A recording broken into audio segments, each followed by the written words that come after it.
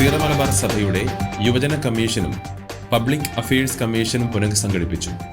സഭ ആസ്ഥാനമായ mount saint തോമസിൽ നടന്ന 33ാമത് സിനഡിന്റെ ആദ്യ സമ്മേളനത്തിലാണ് പുനഃസംഘടനകൾ നടന്നത്.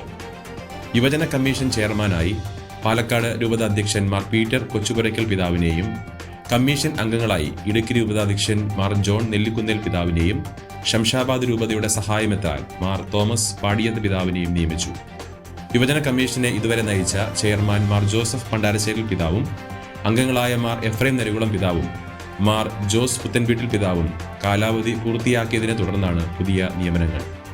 Public affairs commission chairman Mar Andrews Thazhath പിതാവിനെയും കൺവീനർ മാർ തോമസ് തറയിൽ പിതാവിനെയും കമ്മീഷൻ അംഗങ്ങളായ മാർ റിമീജിയൂസ് ഇഞ്ചനാനിൽ പിതാവിനെയും മാർ ജോസഫ് പാമ്പ്ലാനി പിതാവിനെയും പുനർനിയമിക്കുകയും മാർ തോമസ് ചക്കിയത്ത് പിതാവിന് പകരം കാഞ്ഞിരപ്പള്ളി രൂപത അധ്യക്ഷൻ മാർ ജോസ് പുളിക്കൽ പിതാവിനെ കമ്മീഷൻ അംഗമായി നിയമിക്കുകയും ചെയ്തുവെന്ന് സീറോ മലബാർ സഭയുടെ PROയും മീഡിയ കമ്മീഷൻ സെക്രട്ടറിയുമായ ഫാദർ ആന്റണി വടക്കേക്കര അറിയിച്ചു.